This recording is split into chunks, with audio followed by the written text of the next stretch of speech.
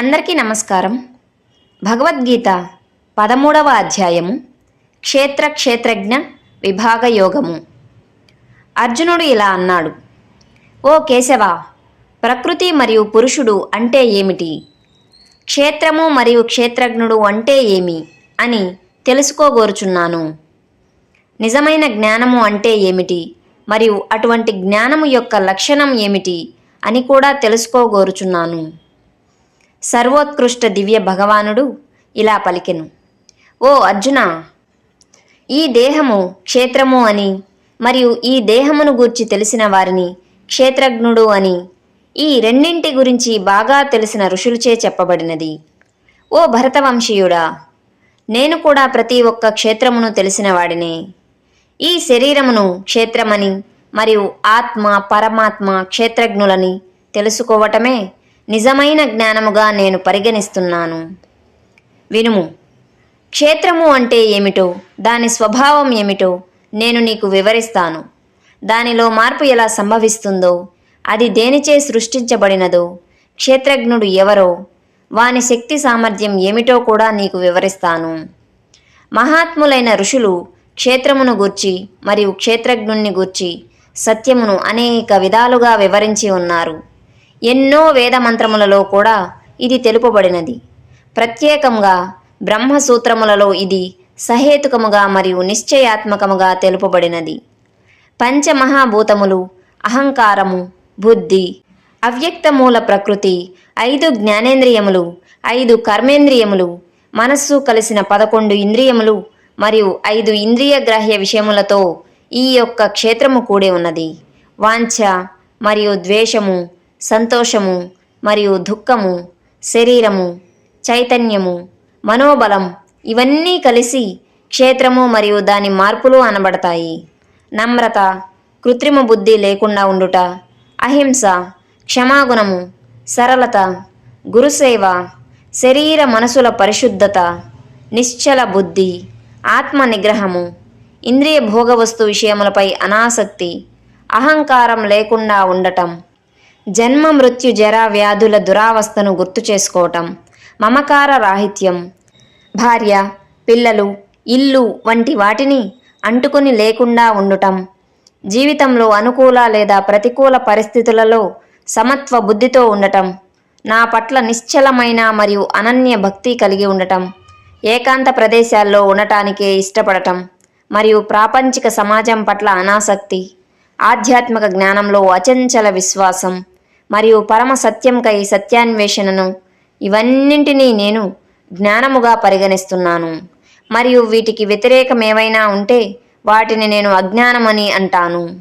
ఏది తప్పకుండా తెలుసుకొనబడాలో దానిని నేను నీకు ఇప్పుడు తెలియజేస్తాను. అది తెలుసుకున్న తరువాత వ్యక్తి అమరత్వం పొందుతాడు. అదే సత్ అసత్లకు అతీతముగా ఉండే ఆదిరహిత బ్రహ్మం. సర్వత్రా ఆయన చేతులు, పాదములు, కన్నులు, శిరస్సులు మరియు ముఖములు ఉన్నాయి. ఆయన చెవులు కూడా అన్ని ప్రదేశాలలో ఉన్నాయి. ఎందుకంటే ఆయన ఈ జగత్తు అంతా నిండి నిబిడీకృతమై ఉన్నాడు. ఇంద్రియ వస్తు విషయములను అన్నింటినీ ఆయన గ్రహించగలిగిన ఆయన ఇంద్రియరహితుడు. ఆయనకు దేని పట్ల కూడా మమకార అనుబంధం లేదు. అయినా ఆయనే అన్నింటినీ సంరక్షించి పోషించేవాడు. ఆయన నిర్గుణుడైన ప్రకృతి త్రిగుణములకు భోక్త కూడా ఆయనే. ఆయన సమస్త చరాచర భూతముల బయట మరియు లోపల కూడా స్థితమై ఉన్నాడు. ఆయన సూక్ష్మమైన వాడు కాబట్టి ఆయనను మనం అర్థం చేసుకోలేము. చాలా దూరంగా ఉన్నాడు, కానీ చాలా దగ్గరగా కూడా ఉన్నాడు. ఆయన విభజించుటకు వీలు లేనివాడు, అయినా సర్వ ప్రాణులలో వేర్వేరుగా కనిపిస్తూ ఉంటాడు. ఆ పరమేశ్వరుడే సమస్త ప్రాణులకు సంరక్షకుడు, పోషకుడు, లయకారకుడు మరియు సృష్టికర్త అని తెలుసుకొనుము. అన్ని ప్రకాశవంతమైన వాటిల్లో ప్రకాశానికి మూలం ఆయనే మరియు ఆయన అజ్ఞానపు చీకటికి పరమ అతీతుడు. జ్ఞానం ఆయనే, జ్ఞాన విషయము ఆయనే మరియు జ్ఞాన లక్ష్యము కూడా ఆయనే. ఆయన సమస్త ప్రాణుల హృదయములలో స్థితుడై ఉంటాడు. ఈ ప్రకారంగా నీకు క్షేత్రం యొక్క స్వభావమును, జ్ఞానం యొక్క అర్థమును మరియు జ్ఞాన విషయమును నేను నీకు తెలియజేశాను. నా భక్తులు మాత్రమే దీనిని యథార్థముగా అర్థం చేసుకోగలరు. అలా చేసిన పిదప వారు నా దివ్య స్వభావంనే పొందుతారు. భౌతికమైన ప్రకృతి మరియు ఆత్మ సంబంధమైన పురుషుడు రెండూ కూడా అనాది అయినది, సనాతనమైనవి. శరీరంలోని అన్ని మార్పులు మరియు ప్రకృతి త్రిగుణములు కూడా భౌతిక శక్తిచే సంభవిస్తున్నాయి అని తెలుసుకొనుము. సృష్టి యందు కార్యమునకు కారణమునకు భౌతిక శక్తియే హేతువని, సుఖ దుఃఖములను అనుభూతి చెందుటలో జీవాత్మయే బాధ్యుడని చెప్పబడినది. ఎప్పుడైతే భౌతిక శక్తి ప్రకృతిలో స్థితమై ఉన్న జీవాత్మ అయిన పురుషుడు త్రిగుణములను సుఖించదలిచాడో, వాటి పట్ల మమకారాసక్తియే ఆ జీవాత్మకు ఉన్నతమైన జన్మ మరియు నీచ జన్మలకు కారణమగును. దేహము ఎందే ఆ సర్వోన్నత భగవానుడు కూడా ఉంటాడు. ఆయన సర్వసాక్షి, సర్వ నియామకుడు, ధరించి పోషించేవాడు, అలౌకిక భోక్త, సర్వోత్కృష్ట నిర్వాహకుడు మరియు పరమాత్మ అని చెప్పబడతాడు. జీవాత్మ భౌతిక ప్రకృతి మరియు ప్రకృతి త్రిగుణముల మధ్య సహచర్యముల గురించి యథార్థమును అర్థం చేసుకున్నవారు మళ్ళీ ఇక్కడ పుట్టరు. వారి ప్రస్తుత పరిస్థితి ఎలా ఉన్నా కూడా వారు విముక్తి చేయబడతారు. కొందరు ధ్యానము ద్వారా తమ హృదయంలో ఉన్న పరమాత్మను దర్శించటానికి ప్రయత్నిస్తారు మరియు ఇతరులు దీనినే జ్ఞాన సముపార్జన ద్వారా పొందడానికి ప్రయత్నిస్తారు.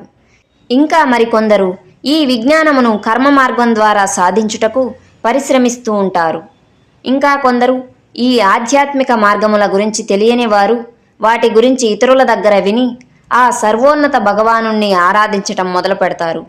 ఇలా భక్తితో మహాత్ముల దగ్గర శ్రవణం చేయటం చేత వారు కూడా క్రమక్రమంగా ఈ జనన మరణ సంసార సాగరాన్ని దాటగలరు.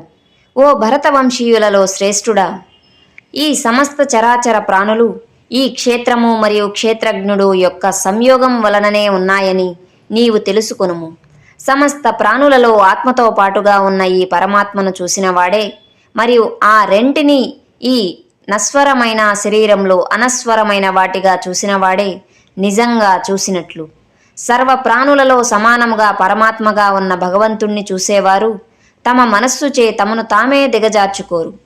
తద్వారా వారు పరమ పదమునకు చేరుకుంటారు. శరీరము యొక్క అన్ని కార్యములు చేసేది భౌతిక ప్రకృతియే. దేహమునందున్న జీవాత్మ నిజానికి ఏ పని కూడా చేయదు అని అర్థం చేసుకున్నవాడు నిజంగా చూసినట్టు. విభిన్న వైవిధ్యములతో కూడిన జీవరాశులు అన్నీ ఒకే ప్రకృతిలో స్థితమై ఉన్నట్టు చూసినప్పుడు మరియు అవన్నీ దాని నుండే ఉద్భవించినవి అని అర్థం చేసుకున్నప్పుడు వారు బ్రహ్మజ్ఞానమును పొందుతారు. ఓ కుంతి తనయుడా, పరమాత్మ నాశము లేనిది, అనాది అయినది, భౌతిక లక్షణములు ఏవీ లేనిది. దేహములోనే స్థితమై ఉన్న అది ఏమీ చేయదు మరియు భౌతిక శక్తిచే ఏమాత్రం కలంకితము కాదు. ఆకాశం అన్నింటినీ తనలోనే కలిగి ఉంటుంది, కానీ సూక్ష్మమైనది కావటం వలన తనలో కలిగి ఉన్న వాటిచే కలంకితము కాదు. అదేవిధంగా దేహములో దాని చైతన్యంలో అంతా వ్యాపించి ఉన్న ఆత్మ అనేది శరీరం యొక్క గుణములచే ప్రభావితం కాదు. ఎలాగైతే ఒక్క సూర్యుడే సమస్త సౌర కుటుంబమును ప్రకాశింపజేయును, అలాగే ఒక్క ఆత్మయే మొత్తం శరీరమును చైతన్యం చేయును. జ్ఞానచక్షువులచే ఈ క్షేత్రము మరియు క్షేత్రజ్ఞుడి యొక్క భేదమును గ్రహించేవాడు మరియు భౌతిక ప్రకృతి నుండి విముక్తి పొందే పద్ధతి తెలిసినవారు పరమ పదమును చేరుకుంటారు. ఇది ఉపనిషత్తుల సారాంశము, బ్రహ్మ విద్య, యోగశాస్త్రము, శ్రీకృష్ణార్జున సంవాదము అయిన శ్రీమద్భగవద్గీతలోని క్షేత్రజ్ఞ విభాగ యోగము అను 13వ అధ్యాయము. ఈ వీడియోని చివరి వరకు ఎంతో భక్తి శ్రద్ధలతో విన్న ప్రతి ఒక్కరికి నా యొక్క ధన్యవాదాలు. ఇలాంటి మరెన్నో ఆధ్యాత్మిక విషయాలను గురించి తెలుసుకోవాలనుకుంటే ఈ వీడియోను లైక్ చేసి మన ఛానల్ను సబ్స్క్రైబ్ చేసుకోండి. అలాగే పక్కనున్న బెల్ ఐకాన్ను ఆల్లో ట్యాప్ చేసి ఉంచుకోండి. అప్పుడే నేను పోస్ట్ చేసిన వీడియోలు నోటిఫికేషన్ రూపంలో మీ మొబైల్కు చేరుకుంటాయి. మరొక్కసారి ప్రతి ఒక్కరికి ధన్యవాదాలు తెలుపుకుంటూ మరో మంచి వీడియోతో మళ్ళీ కలుద్దాం. అప్పటి వరకు సెలవు.